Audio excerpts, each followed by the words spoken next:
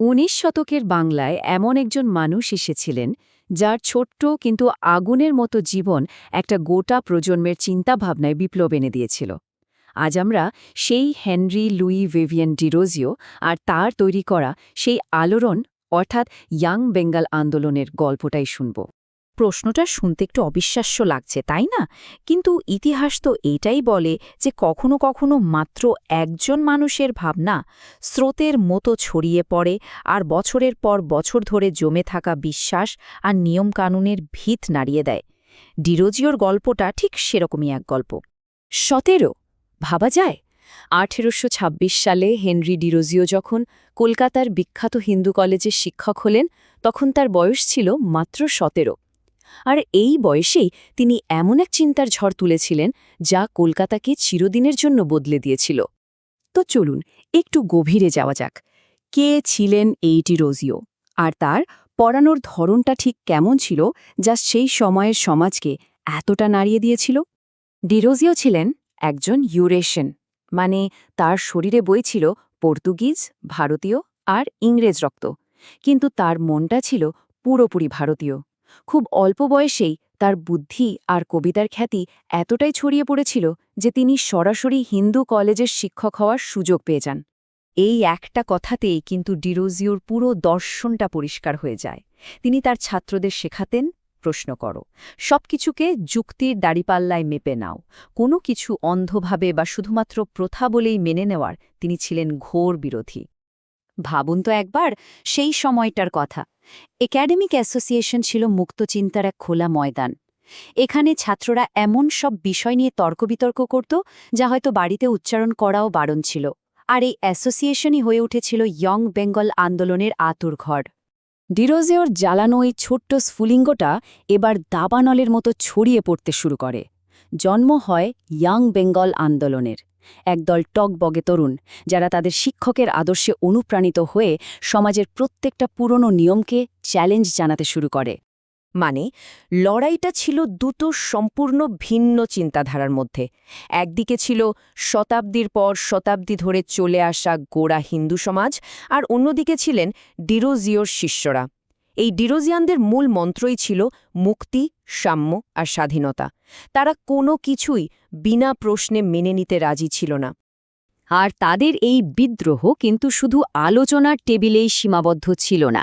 ডিরোজিয়ানরা ইচ্ছে করে এমন সব কাজ করত যা সমাজের গোড়ামিকে একেবারে সরাসরি আঘাত করে। পৈতে ছিঁড়ে ফেলা, নিষিদ্ধ মাংস খাওয়া কিংবা ধর্মীয় আচার অনুষ্ঠানকে প্রকাশ্যে ব্যঙ্গ করা।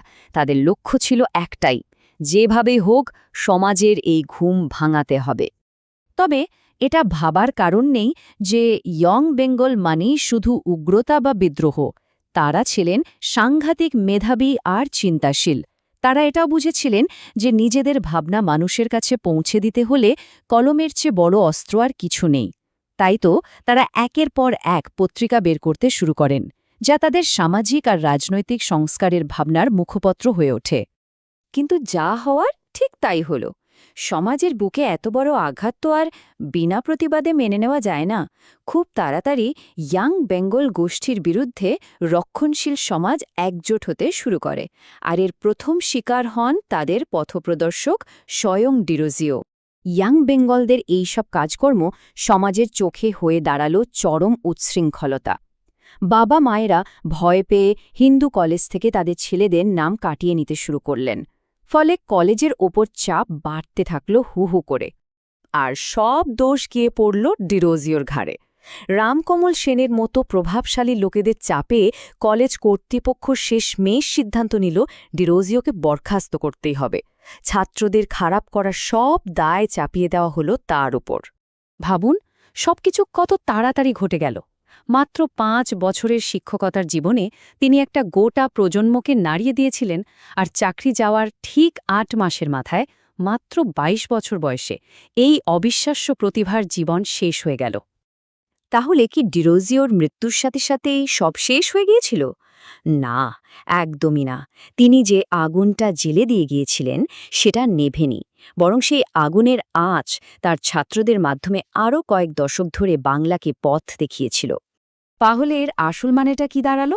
ডিরোজিওর রেখে যাওয়া প্রভাবটা আসলে ৩টে বড় স্তম্ভের উপর দাঁড়িয়ে আছে। তার ছাত্ররা শুধু বিদ্রোহ করেই থেমে যাননি, তারা মুক্তচিন্তা, স্বাধীন সাংবাদিকতা আর সামাজিক সংস্কারের এক নতুন রাস্তা তৈরি করেছিলেন, যা পরবর্তীকালে বাংলার নবজাগরণের ভিত গড়ে দেয়। কি অসাধারণ একটা পরিবর্তন! ভাবুন, যাদেরকে একদিন সমাজ বিদ্রোহী আর উচ্ছৃঙ্খল বলে দাগিয়ে দিয়েছিল, তারাই কিন্তু পরে নিজ নিজ ক্ষেত্রে কিংবদন্তি হয়ে ওঠেন।